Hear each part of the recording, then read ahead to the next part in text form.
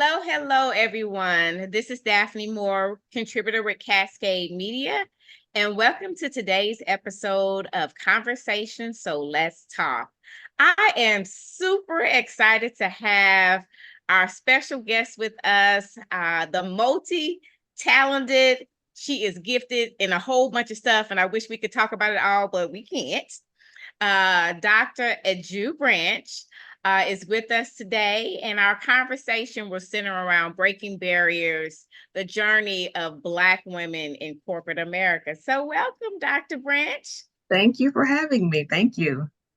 Can you start off with telling people about your background in IT and as an author, and about your PhD a little bit too, as we get into that topic? Certainly. So definitely. So I did not, honestly, I did not start off in IT when I went away to college at the age of 17. I actually went into fashion merchandising. And after the first semester, um, I learned that the program was going to be discontinued. So the only other option I had was to jump into the computer science program, which I did enjoy. I did spend about 8 years in IT before going over to obtaining my master's in business administration and then into master's of management. All I knew was IT. Everything was about IT this, IT that. I could break a system, I can put it back together, I can install software, I can give people access, but I didn't know the business acumen. And so that is what really prompted me to go back to school to get my BA, my MBA, as well as my Master of Management.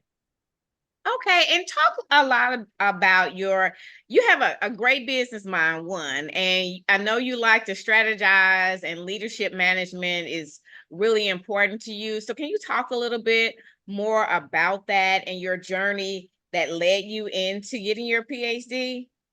Definitely. So management was one of the areas where I was really interested in.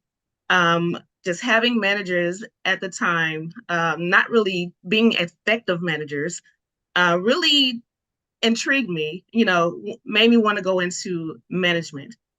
So I thought that I could be a better manager than some of the managers I did have in the past, unfortunately. But providing value, that's one of the things that I enjoy as an individual. And I feel as a manager or leader in any capacity, providing that value to the employees was something that, they can actually take and use in the Right. future. So. That makes sense. So I know tech, when we talk about tech, there's not a large amount of women, specifically Black women, that are in this field. Can you kind of talk about some of the challenges and the positive and the challenges, and then we'll get more into your PhD? Certainly. So when I first started off, it was a male-dominated area in IT, and not many women in IT, and especially not a lot of Black women in IT. I didn't really feel any difference in a small town where I went to college, but when I moved to a larger city, that's when I began to experience unique, responses to Black women being in manage or being in IT.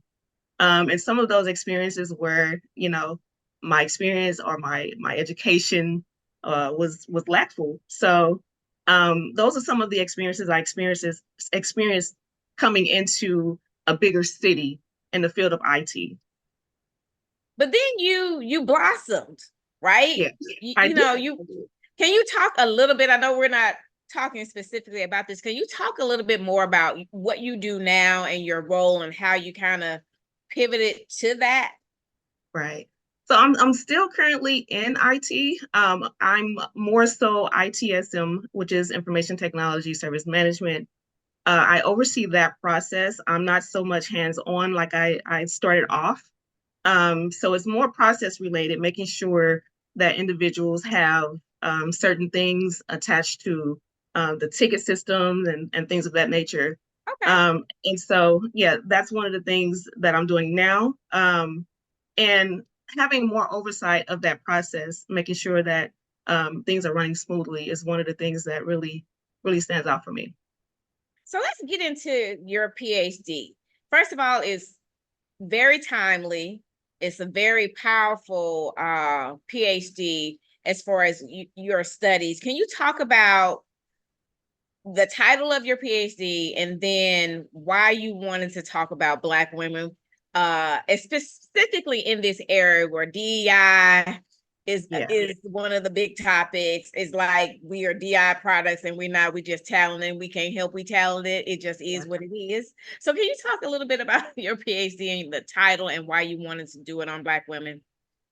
So the title of my dissertation is The Lived Experience of Black Women Pursuing Managerial Positions in Corporate America. I was very interested in this topic only because I was a Black woman and I wanted to pursue managerial roles in the future.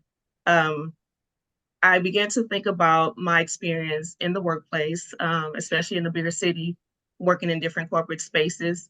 And I wanted to know how Black women navigated these spaces. And that's where the basis of my dissertation came from, which was part of the perseverance portion of it. I focused on perseverance strategies because I wanted to know exactly what it took for them to get to their next level. Okay, so talk about some of the things that you found because I have experienced myself. Like it's hard sometimes being either the only Black woman or a few select women that are in those leadership roles. So, can you talk about some of your findings? Sure. So I did find that gender and racial biases still exist in the corporate spaces today. And I've also learned that perseverance strategies were also needed in order to pursue some of the roles that they wanted to pursue in management. In terms of gender and racial biases, there were some instances where the participants mentioned that they were overlooked for positions, they were overqualified for positions, um, or they were underqualified. And when I say overqualified, some of the hiring managers at the time would always think that, oh, you're overqualified. That means you're going to leave soon. So I don't think you will be a good fit for this position.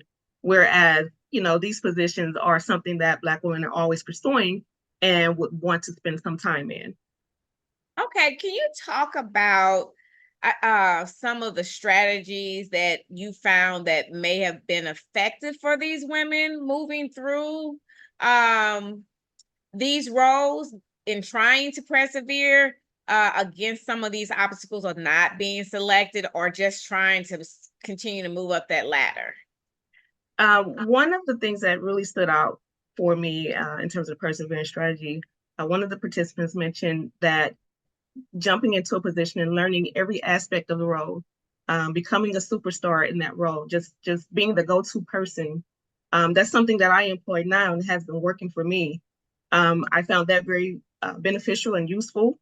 Another one is just, you know, getting a lot of certifications and training. And sometimes you have to do it yourself outside of the organization.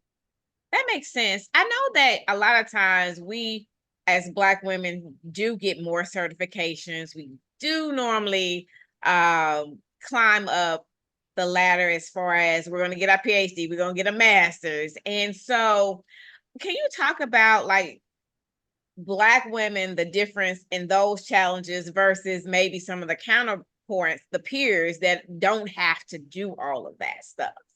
Right. So Black women, they are more apt to getting education. So a lot of their peers are not so apt to getting those, certifications or even, the degrees or anything of that nature. So we want to lead. We want to make things better. We are the ones that want to save the world type of individuals. And a lot of times the peers are not that, dedicated to saving the world. It's I just want to be in this position. And so they get those positions because they either know people or, they, are just, a grandfather into those roles. Right. So for Black women, it's a little bit more difficult. We have to go above and beyond just to move any type of mountains. Which is crazy, but it's definitely true. Your research extends beyond just talking about the barriers. It also talks about mentorship, and then supporting Black women. So can you talk a little bit about that as well? And maybe how Black women try to navigate working in corporate America? So I think mentorship and sponsorship are both very necessary for Black women, especially mentors or sponsors that look like them in particular. Just understanding what it takes to navigate in, a certain environment, having someone as a mentor to kind of guide you through those spaces, you sharing what your goals are, and that mentor kind of help you navigate. And then having someone that will act as that sponsor and, just speak your name in certain rooms and, hey, this person is really qualified to do XYZ. So we want to bring Daphne into this role, and give her more work to do. So those are two things that I think any organization could use, Right. which can also turn into a program, for every new hire. Match them up with a mentor and match them up with a sponsor. Yeah, that makes a lot of sense. Can you talk about, did a lot of the women have sponsors as they moved up the ladder, or did they just feel that it would have been better if they had a sponsor as they moved up the ladder? A lot of the women did not have sponsors. I believe only one woman was privy to have that sponsor. Everyone else had reached out to maybe a mentor or someone to mentor them, but it always ended up falling through. The mentor was not as effective or efficient, or did not even provide assistance as they needed. So, yeah. And can you talk a little bit about, I know you talked about the importance of it, but the lack of it, right? Like there's such a lack, and maybe we as women can work more to help other Black women be sponsors and mentors, because I don't think that part is talked enough about. Yeah. So the tricky part with that is, although Black women should stand up and sponsor and mentor other Black women, there's still an element of competition there. Yes, it is. Yes, We're it is. still vying for the same roles, the same positions. We're still trying to advance together, and there's the competition. Um, and that's the only downfall of having someone that looked like you being a sponsor. Do So you yeah. do you think that women should look outside of their organizations to get sponsorship?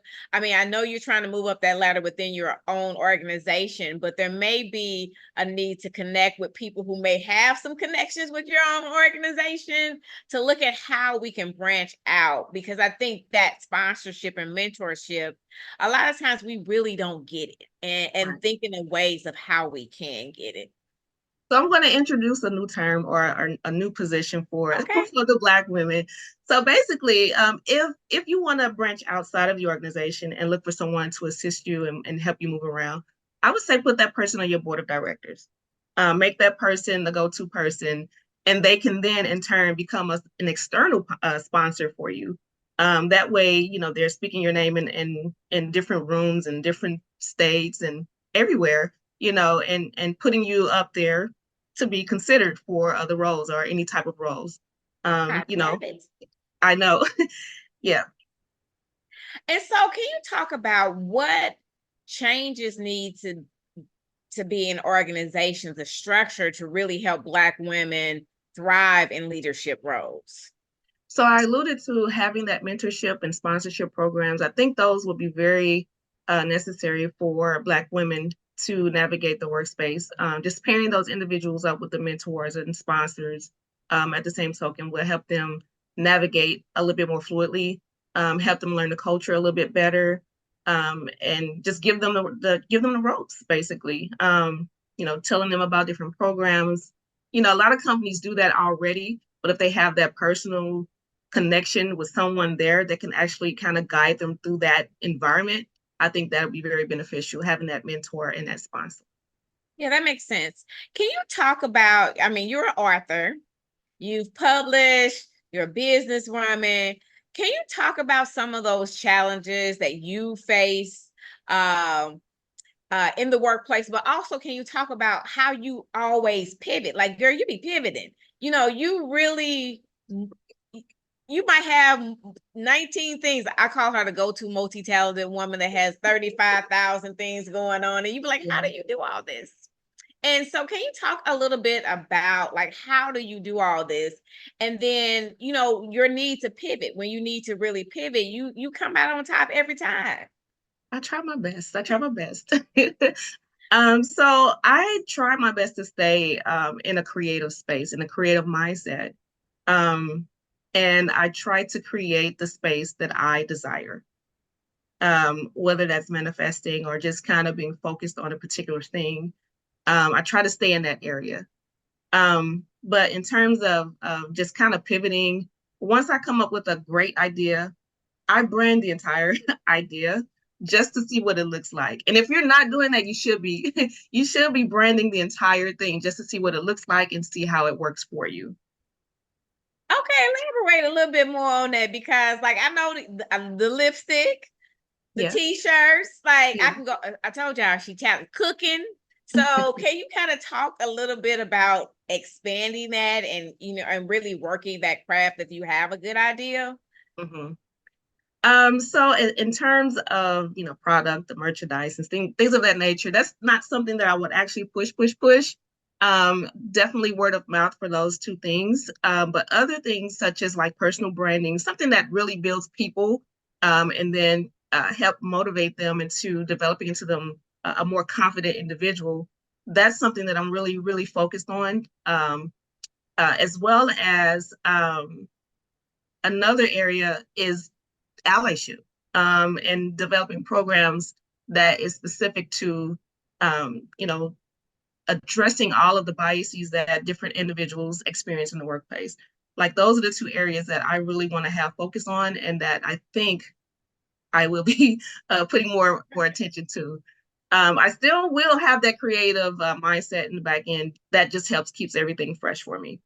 Yeah, so you do a lot of advocacy work. You do a lot of work in diversity and inclusion. I know you love to work with young women. So can you kind of talk about some of your community work that you do in multiple things? It's just not like one area. Like you dive in with their sorority, if it's a community need, whatever it is, you're diving in. And where does that passion come from? I like to I like the grit. I like the grit of giving and serving in different ways. In terms of community, my most recent work was with St. Louis Racial Equity, where I co-hosted an event with two other young ladies, and a whole organization as well. But we put together this event to bring everybody together to have conversations surrounding racial equity in various areas. Um, it wasn't just about the Black community, but it was also about the other communities as well, and how we can bridge that gap where that gap existed. And in terms of the smaller community, and whenever they're branching off or starting up, I like to put my hand in it to make sure that they are on the right course in terms of their branding. Of course, I'm going to brand and make sure their branding is good. Developing their websites for them and making sure they have everything they need in order to succeed as an organization, a community serving organization. And she doesn't play. Like I remember with the National Coalition of 100 Black Women, I don't even think there was a website. And Dr. Branch took over and the rest was history. So a lot of her talents sometimes are not often seen by the wider population, but her footprint, her imprint is everywhere within the St. Louis region and globally too, because I know she does a lot of things on a national stage. And so, with all this talent, what's next? Like I mentioned before, I'm still interested in the personal branding portion of it. I do want to integrate some of my perseverance strategies, or the things that I focused on within my dissertation. I want to include that in that personal branding, just to make sure people are navigating correctly and becoming more confident in who they are and presenting themselves as that confident individual to progress. What advice would you give to someone who is trying to follow in your footsteps, or someone who's younger, a Black woman who's trying to aspire to get into a leadership position, either in tech or business? The advice I would give them is to be consistent. Be consistent, be persistent, show up, find the strength in the struggle. That's basically what perseverance is. Um, everything isn't given to you on a silver platter, so you have to work for it. Um, and just stay the course. Well, I want to thank you for sharing with us about your PhD, a little bit about yourself. I'm excited to see what's next in your next chapter. And I know there's a book coming somewhere soon because I Yeah, know you. definitely. I'm definitely working on something in the back end. So I'll leave my audience with this: conversations matter. So let's talk. And thank you for joining us, and check out What's Up Kansas City. This is brought to you by Kansas City Business Association, working to improve our community.